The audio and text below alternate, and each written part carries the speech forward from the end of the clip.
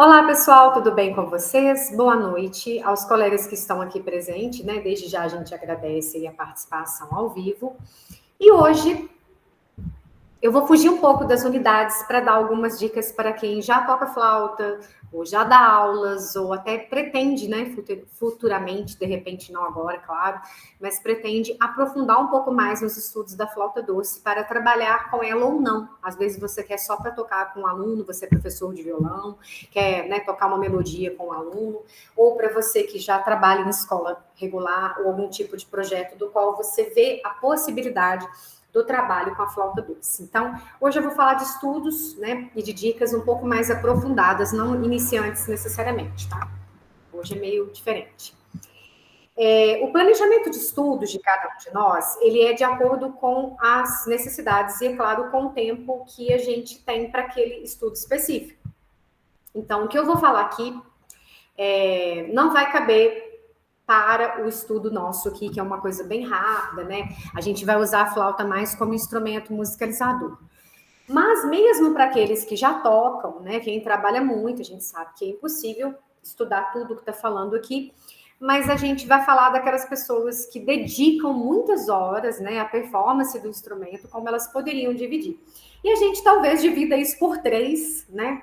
Faz uma tabela bem menorzinha, mas coerente com as dicas que estão aqui para os nossos estudos. Então, no caso do sopro, geralmente, tá, gente, isso é uma sugestão de que seja feito mais ou menos 1 hora de técnica geral, que geralmente é o sistema de notas longas e escalas com variações, que nós vamos ver. Eu tenho já uma aula gravada falando sobre essas escalas com variações, mas eu vou dar uma pincelada aqui também de sugestões para vocês. Tem 1 hora e meia que seria a técnica aplicada. O que é técnica aplicada? É o estudo do repertório. Então, no caso da técnica aplicada, isso depende do nível que a pessoa está. Aqui a gente pode falar de um estudo de repertório de uma sonata, por exemplo, né? Eu posso estar trabalhando um chorinho, eu posso estar trabalhando uma música brasileira. Então, quando eu falo de estudo técnico de repertório, eu estou falando daquele repertório que exige um pouco mais da minha habilidade. E às vezes eu tenho que definir, delimitar, né, determinados trechos musicais para aqueles trechos ficarem melhor e eu estar trabalhando outros trechos posteriormente, tá? Então, a gente chama isso de estudo técnico de repertório ou técnica aplicada, né? Que é a mesma coisa para as cordas, é a mesma coisa para o piano, só que é claro que cada instrumento vai adaptar de acordo com o seu aí. E depois ele coloca 1 hora e meia de puro fazer musical. O que é o puro fazer musical? É aquilo que me dá prazer de tocar. É quando eu pego o instrumento e mesmo não sendo pedido aquelas peças determinadas ali, eu tenho prazer de tocar e nem vejo a hora passar. Então, esse tipo de estudo, ele é bom para todos nós, né? Seja através do canto coral, através do nosso instrumento. A gente chama de puro fazer musical. É aquilo que me faz sentir bem dentro do instrumento que eu toco. Tá? Então, vamos dividir isso por 3, né? Ou até mais, preciso, né? Minha vida é corrida e eu tenho um tempo muito curto para estudar. Então, de repente, você coloca lá 15 minutos de técnica geral, que seria escalas, notas longas, articulações, as necessidades do seu instrumento específico. De repente, 20 minutos ou meia hora para o estudo técnico de repertório, que é aquilo que geralmente a gente tem um pouco mais de dificuldade. E depois o tempo de puro fazer musical pode ser restrito ao tempo que eu tiver. Então, se num dia da semana eu tenho 15 minutos, vai ser 15. Se no outro dia eu tenho apenas 5 minutos, eu vou escolher uma peça e tocar só uma peça que eu gosto muito, que me faz bem, ou que eu tenho afinidade. E aí a gente vai fazendo isso, essa tabela, esse estudo de acordo com as necessidades. Tudo que a gente está falando aqui são dicas, tá? De estudiosos, de flautistas e pessoas que fizeram. Antes de eu passar para as escalas, eu vou mostrar aqui para vocês, ó. Esse é um cronograma de estudos diários para flautista, que é uma ideia do Renato, tá? Da universidade. É claro que a gente não tem todo esse tempo. A gente vai pegar as dicas que essas pessoas colocam, né? Eles fazem estudos preparatórios para tudo, e a gente acaba, né, vendo os conselhos que são melhores para nós e adaptando para a nossa realidade corrida do dia a dia. Então, para aprimoração de potencialidades técnicas e musicais, ele fala da importância de a gente fazer o quê?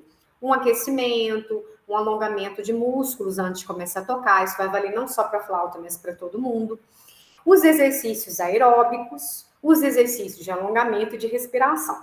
Aqui, a gente pode dizer que são praticamente os exercícios ou variantes das práticas de canto, tá? A flauta, por ser sopro, né? Um instrumento que você está soprando, que vai exigir mais da respiração, ela não vai fugir muito das dicas que o professor de canto passa para vocês. A gente só vai adaptar, tá?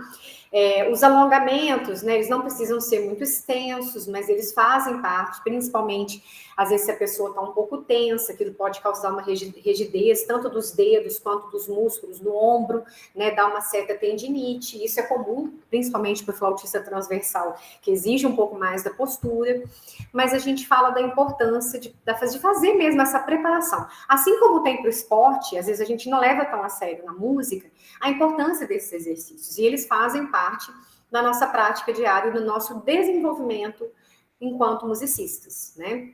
Desde a hora da forma de você subir ou entrar no palco, até a forma de você segurar um instrumento. Na nossa próxima aula de flauta, a gente vai falar de performance, e faz parte da nossa atividade de 18 pontos, e a gente vai ver uma série de dicas de coisas e questões falando sobre ansiedade, o que isso pode causar nos nossos estudos, né? Aí ele dá algumas dicas que vocês já devem ter feito, com certeza, nas aulas de canto também. Por exemplo, uma delas é a respiração com metrônomo. Então, se você tiver uma certa dificuldade de controlar aquela questão do inspirar, segurar por alguns segundos, soltar o ar vagarosamente, em outros momentos você vai soltar em S, né? Se você tiver dificuldade, você pode usar o quê? O metrônomo. É por isso que ele coloca respiração com metrônomo. Gradua-se o metrônomo para 60, inspira-se profundamente, né, no tempo, solta-se em um tempo. A seguir, vai aumentando para inspiração e expiração até chegar a 4. E trabalhando com a capacidade máxima dos pulmões e, é claro, da questão do diafragma, né? Mesmo para alguns iniciantes, é sempre bom a gente colocar isso. E a gente vai aprendendo o quê? A dosar o ar, tá? Aí ele coloca algumas outras coisas que a gente pode utilizar. Por exemplo, o balão de reinalação. Você pode trabalhar com uma quantidade média de ar, você pode encher o balão pela metade, mais ou menos, imitando-se a respiração ritmada do cachorrinho, por exemplo, e trabalha com a capacidade total dos pulmões, enchendo todo o balão e inspirando todo o ar de volta. E assim você vai fazer várias vezes, né? Depois, como se fosse um grande bocejo, né? Para que o ar retorne. Inspirar o mesmo ar do balão. É claro que isso parece fácil, mas não é tão fácil. Essa questão do controle, né? Ainda mais nesse mundo corrido de hoje em dia, mas essa questão da respiração, do controle dela, isso é bom não só para tocar flauta, mas para a área de canto, para qualquer outro instrumento que você toque, para as atividades, e até mesmo ela vai acalmar a gente de uma certa forma no momento que você vai entrar no palco para fazer uma apresentação, né? Isso diminui um pouco a questão da ansiedade, do qual a gente, né, fica inserido ali naquele momento. Ai, tá chegando minha vez, tá chegando. E a pessoa já entra naquela tensão muscular muito grande. Então, vocês sabem disso, que muitos atores fazem exercício de respiração momentos antes de entrar no palco, eles se sentem mais encorajados, mais tranquilos, respiração melhor para falar, e a mesma coisa é para nós também na hora de tocar, tá? Principalmente instrumento sopro, né? Como eu disse, não é muito diferente do cantor, não, a gente precisa desse fôlego. Quanto mais tremendo a gente tiver, quanto mais ansioso, mais o ar vai ficando menor e o nosso controle também, tá? Aí ele dá alguns exemplos bem simples, que pode ser usado até com criança, simples entre aspas, tá? Porque não é tão fácil quanto parece. Um é da vela, vocês podem acender uma vela e vocês vão soprar de forma que você vai oscilar um pouco a chama, porém você não pode apagá-la. Esse é um exercício de controle do ar, que é mais ou menos o que a gente faz no instrumento sopro, né? A gente controla o ar para que a nota não fique explosiva e forte demais e nem fraca demais a ponto de não ficar afinada. Depois, no outro momento, né, você pode aproximar e distanciar a vela, que é onde você vai fazendo esse controle, para trabalhar o uso do ar para se fazer a dinâmica de forte, fraco, mais distante, mais piano, né? Às vezes você precisa de um trecho, você vai tocar um pouco mais piano, ou que você fazer um crescendo, um esforzando, e às vezes o nosso ar, né, até chegar aquele crescendo, no final do crescendo, eu já não tenho ar mais. Então, é mais ou menos para isso que serve a questão da vela, da dinâmica da vela. O da tira de papel eu considero que é um pouco mais difícil, porque vocês vão pegar uma tira de papel, vocês vão cortar, colocar essa tira na parede. Essa parede não pode ser muito lisa, como uma lousa, mas também não pode ser muito áspera a ponto do papel não parar. Por quê? Você vai controlar aquele papel, ele vai ficar lá na parede através do ar. Se você soprar fraco demais, o papel vai cair. E se você soprar fraco demais, também não vai dar certo. E esse é um dos que eu considero um pouco difíceis de fazer. E aí, essa tira de papel, você vai colocando ela na parede. E aí, você vai fazendo aos poucos. Numa semana seguinte, você vai aumentar um pouquinho mais, para ver se você conseguiu pelo menos 3 segundos ou 4 segundos a mais do que a semana anterior. E aí, posteriormente, você vai aos poucos acrescentando. Esse do papel, ele é difícil. Né? Muitas pessoas usam a chamada respiração circular, para quem gosta de usar. E essas pessoas, às vezes, conseguem mais tempo desse papel sem ele cair, sem ele escorregar da parede, tá, gente? Mas é claro que o tipo de superfície também, como eu falei, tem que experimentar, porque se for lisa demais, por mais que você controle, é claro que o papel não vai parar. Então, tem que tomar cuidado com a superfície que você está escolhendo para colocar ele. Esse não dá para fazer muito com criança, ele é um exercício um pouco mais difícil, mas o da vela, usar um balão, né, uma bexiga, e todos esses dá para fazer tranquilamente em qualquer faixa etária. Apenas esse da tira de papel que eu aconselho, mas para quem tem um pouco mais de domínio do controle do aparelho respiratório, tá? Porque ele é mais difícil, até para adulto. E a garrafa é uma questão, né, de embocadura, digamos assim, que seria o que todo mundo faz às vezes brincando, que é tirar o ar, né, e sustentar esse ar na própria garrafa, num tubo, né, em algum local, às vezes, bem antes de começar a praticar a flauta doce especificamente, tá? Ou para o controle de ar mesmo. A gente faz esse exercício, parece até brincadeira, mas não é. E depois, posteriormente, você vai perceber que o seu fôlego, a sua afinação, ou talvez a sua articulação vão melhorar bastante. Então, são algumas dicas. E aí, falando da articulação, né, ele fala que é um tempo que pode ser de 5 a 15 minutos, depende de quanto tempo diário você vai ter para tudo. Vocês podem ver o controle de sopro 5, respiração, cada um ele dá um tempinho aí de dica, né? Não é que a gente tem que seguir a risca. E a gente nem tem tempo para fazer tudo isso num só dia, né? A gente vai escolher algumas coisas em determinados pontos da semana para serem trabalhados, né, gente? Na articulação, talvez seja a parte melhor e ao mesmo tempo a mais difícil da flauta doce, né? Que é esse controle. Então, por exemplo, se eu tô só soprando,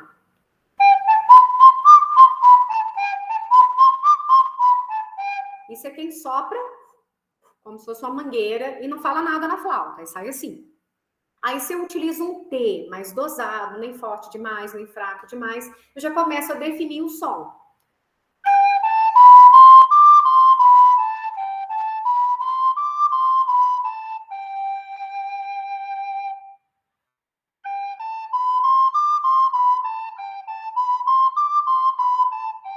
Como que eu vou saber, professora, a quantidade exata de ar para cada nota? Como que eu vou saber que ela não vai estourar e ela não vai ficar fraca? É experimentando.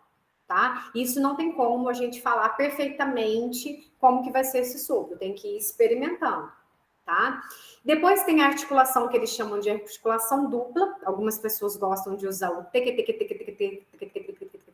algumas pessoas não usam, eu particularmente não gosto muito, eu uso muito pouco, eu gosto mais da articulação simples, e para notas mais graves, o dugu-dugu, dugu-dugu-dugu-dugu-dugu-dugu, porque o T na nota grave, tipo o dó grave, o ré grave, fica muito forte.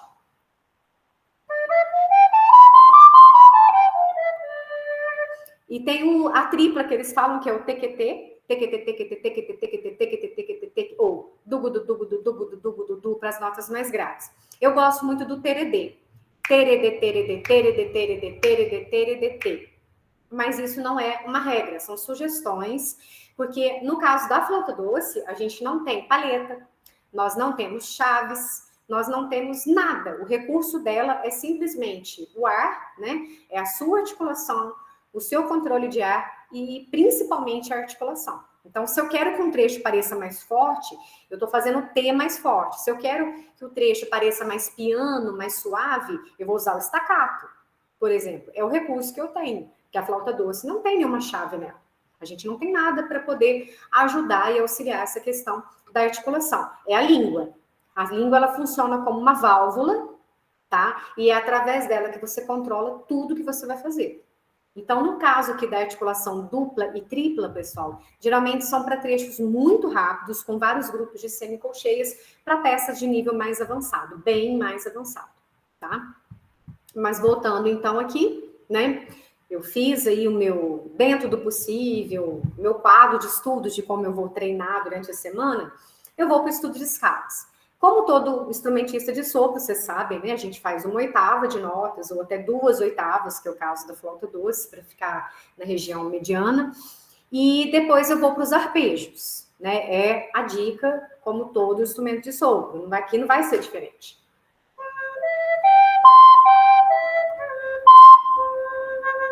Posso fazer mais devagar, claro.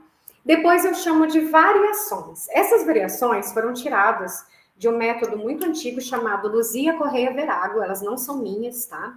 Tem alguns exemplos aí no guia para vocês. E a variação 1 nada mais é que a nota superior volta. A nota de cima volta. A nota de cima volta. Então, se eu estou no dó, dó, ré, dó, vou pro ré. Ré, mi, fá, mi, e assim sucessivamente.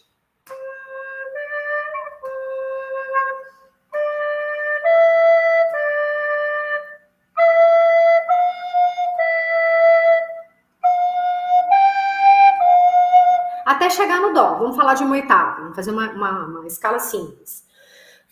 Aí a descida seria o quê? A nota a de baixo volta. A nota de baixo volta.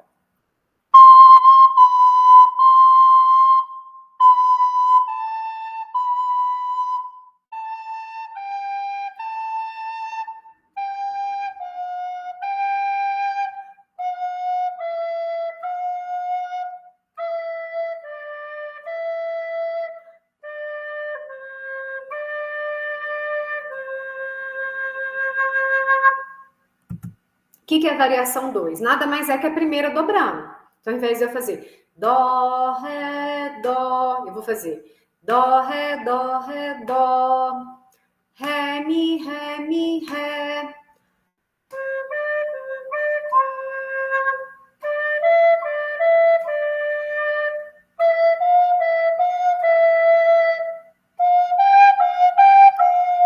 E assim sucessivamente. Na hora que chegar lá no dó, a mesma coisa. Dó, si, dó, si, lá, si, lá, sol, lá, até voltar para o dó grave de onde eu comecei. Esse exercício, gente, nós fizemos em dó, mas vocês podem transportar depois para qualquer tom, tá? E é claro, subentendendo que você já sabe fazer uma escala de dó. Como eu disse, a aula de hoje não é falando das notas iniciantes, tá? Um pouquinho mais à frente. O que é a variação 3? Eu vou fazer terças. Dó, ré, mi, ré. Depois do dó vem quem? O ré. Então, eu vou fazer no ré. Ré, mi, fá. Depois do ré vem o mi. Então, vai ficar dó, ré, mi. Mi, fá, sol. E assim sucessivamente.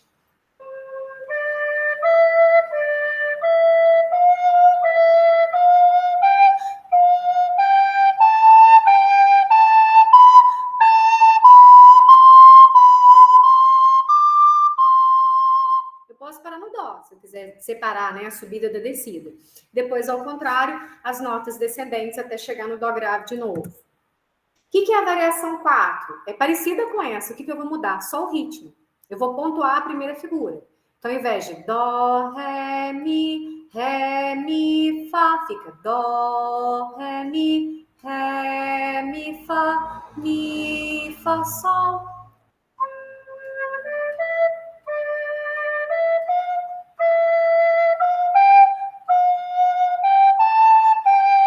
E assim sucessivamente. O que é a próxima variação, que a gente chama de articulação?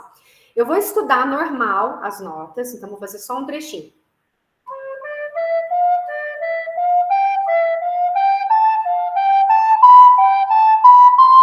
E vai indo. Aí, depois que eu não errar, não tiver dúvida, eu vou fazer as variações de articulação que eu precisar. Vamos supor que eu quero treinar a ligadura. O que é a ligadura? Você muda os dedos, mas o sopro continua o mesmo. Igual quando a gente faz brincando. Isso é a ligadura. Eu mudei os dedos e mantive o sopro. E o staccato é o oposto. Você vai fazer uma nota curta.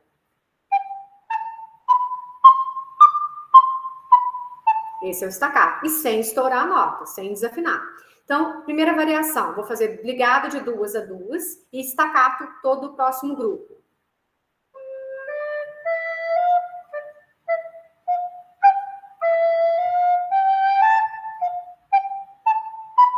Eu acho que eu tô pior na ligadura. Então, o que eu posso fazer?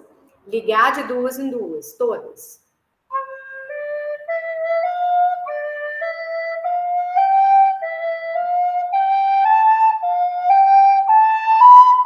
Agora eu vou ligar de 4 em 4.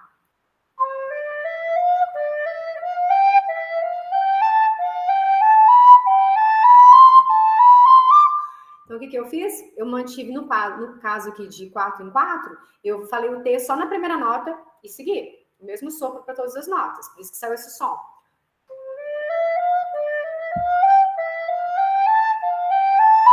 Então, é para isso que servem as variações de articulação. Eu posso fazer várias possibilidades, eu vou estar treinando as notas e vou estar treinando também a questão da articulação. Apareceu uma coisa parecida lá numa sonata, lá numa música, eu faço sem grandes dificuldades. Para isso que servem os exercícios técnicos, certo? Aqui tem um exemplo de uma música que eu coloquei, um arranjo bem fácil, bem uma adaptação simples, que pode ser feita para soprano 1 na voz 1, soprano 2 na voz de baixo, ou flauta contralto, ou flauta tenor, e a última pode ser na contralto ou tenor, tá? Falando assim da família da flauta doce. Vejam como que com poucas notas eu já posso fazer uma prática de conjunto, eu já posso fazer um grupo de flautas. A primeira voz, se vocês observarem o compasso é 2x2, né? Eu já estou usando staccato. Então, lá onde está a nota que tem um pontinho em cima, é o staccato, a nota mais curta.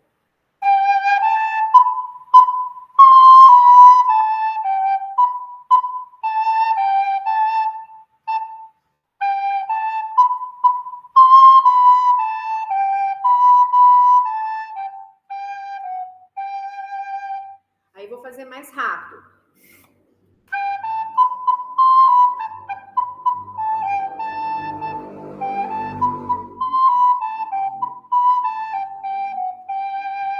Vou fazer o mesmo andamento sem staccato.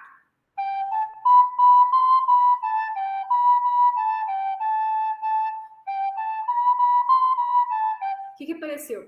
Pareceu que a primeira vez eu toquei mais rápido. Por quê? Por causa do staccato. Então, quando eu toco o staccato, além da leveza, né, de dar essa leveza para a nota, fica parecendo que eu estou tocando mais rápido. Na verdade, eu não estou. O meu pulso está igual. Mas o que eu mudei? A articulação. Então, é um recurso poderosíssimo para a flauta doce, a articulação. Viram que são poucas notas, né? A segunda voz também não é uma voz difícil.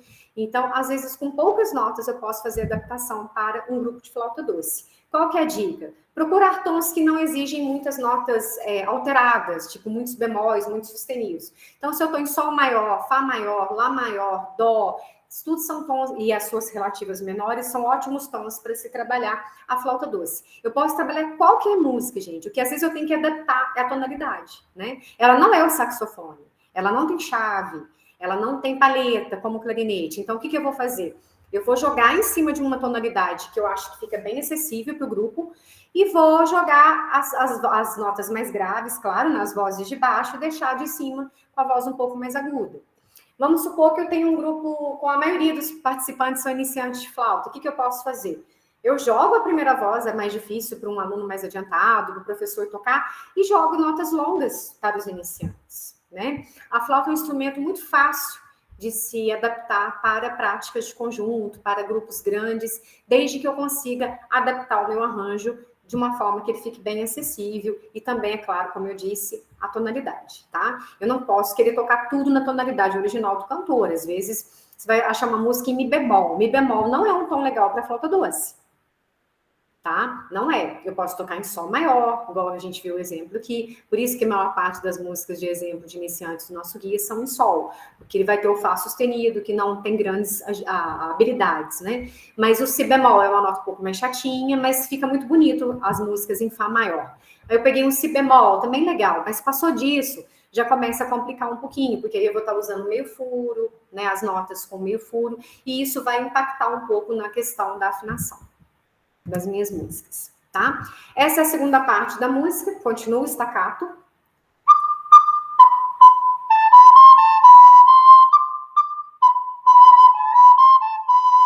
Aí a gente voltaria lá no da capo, né, e terminaria aqui na parte da nota sol, tá? Então aqui foi um exemplo simples, uma música de 1550, tá? Uma música antiga, só para vocês terem mais ou menos uma ideia. O que mais que eu posso trabalhar que fica interessante para flauta doce? Né? Aqui no guia de estudos, se vocês forem lá na unidade de vocês aí, ó, tem um exemplo simples de quadro de como eu posso fazer uma ficha técnica do aluno, né? Principalmente se forem crianças, para eu ter um quadro evolutivo desse aluno. O que ele está melhorando, né? Às vezes a escola pede, fala, faz a ficha diagnóstica. O que é ficha diagnóstica, né? É você colocar como que é o som. Por exemplo, a aluna Ana Clara apresentou uma articulação, um ritmo, sonoridade, desenvoltura. Fizemos apresentações, foi diagnosticado uma melhora no quê? Na postura de palco, na realização de notas agudas. Vamos supor que a Ana Clara não sabia fazer o Fá agudo, agora ela já está conseguindo. É uma aluna comunicativa com os integrantes, gosta de opinar na escolha de repertório e temas. Então, geralmente, é raro pedir isso nas aulas de artes ou de música, mas às vezes pode ser que peça. Então, você já tem mais ou menos uma noção aí, né? Um exemplo simples, viu, gente? De como a gente poderia fazer. E a escolha do repertório para vocês em prática de conjunto vai depender do perfil do coro que vocês têm, do grupo que vocês têm.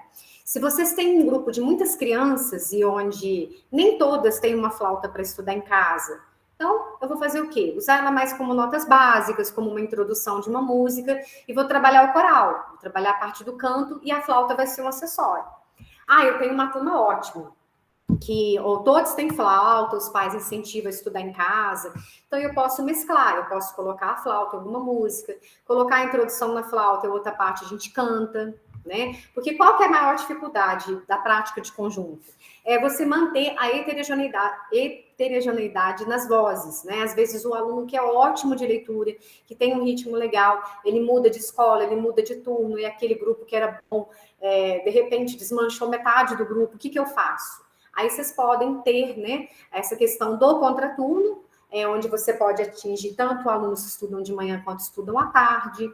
Aí esse capítulo está falando disso, né? Como que eu faço uma seleção de repertório, né? Eu posso fazer uma ficha para conhecer melhor esses alunos e os familiares, para ver o que eles gostam, o que eles não gostam, que tipo de repertório eles teriam vontade de apresentar para os familiares, né? Então, essa unidade, ela está falando disso, da importância e a forma como eu posso trabalhar a flauta doce em grupo. Ela é um instrumento que foi feito para trabalhar em grupo. É claro que eu posso ter aulas individuais, onde os alunos desenvolvam muito, mas em grande parte dos projetos, a gente vai falar de trabalhos em grupo, né? O que eu posso trabalhar?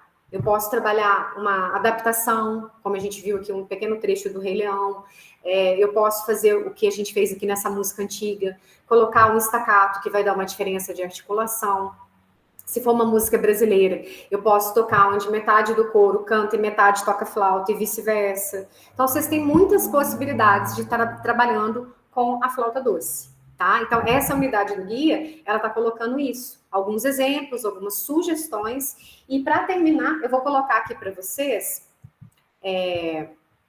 um arranjo, não vou dizer que é um arranjo, não, mas uma adaptação. E eu vou deixar disponível para vocês também tudo que a gente falou aqui, tá? O cronograma. Essa é a folha de escala cromática também, que eu acabei, desculpa, esquecendo de mostrar. Eu gosto muito dela para um nível um pouco acima, porque ela é cromática tanto na horizontal quanto na vertical. Se vocês observarem. Então, para quem já trabalha com flauta ou pretende trabalhar com aulas particulares, ela dá um efeito interessante de trabalho de cromático em toda a extensão da flauta. Vai até as notas agudas que a gente quase não usa, tá?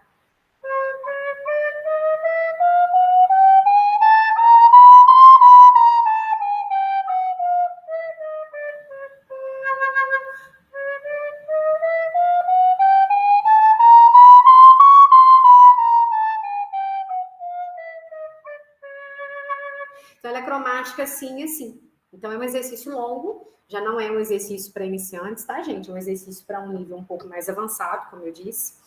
Então, a gente tem muitas formas. E a outra seria adaptação, né? Igual a gente falou de uma música brasileira, por exemplo, o que eu poderia trabalhar? Então, eu vou colocar um pequeno trechinho de exemplo da música Eu Só Quero um Xodó. Vocês poderiam fazer a 2 vozes, a 3 vozes, né? Não necessariamente em uníssono. E dá para trabalhar numa tonalidade simples, ó.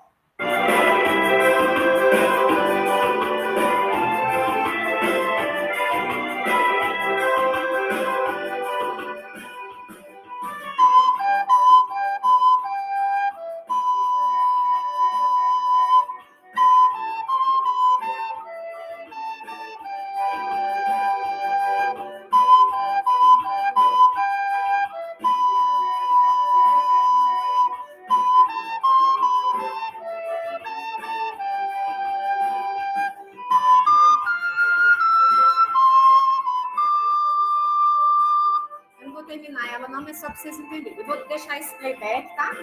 Disponível para vocês. Vocês podem ver que é uma coisa simples, né? No caso da proposta dessa atividade, seria trabalhar 2 vozes. Vocês poderiam fazer uma soprano 1, uma soprano 2, ou a soprano 2 ficaria a cargo do professor. Então, com coisas simples, a gente pode estar fazendo a flauta doce como instrumento de destaque na prática em conjunto, ok? Vou pausar a gravação, se alguém tiver alguma dúvida, eu estou à disposição. E obrigada pela presença.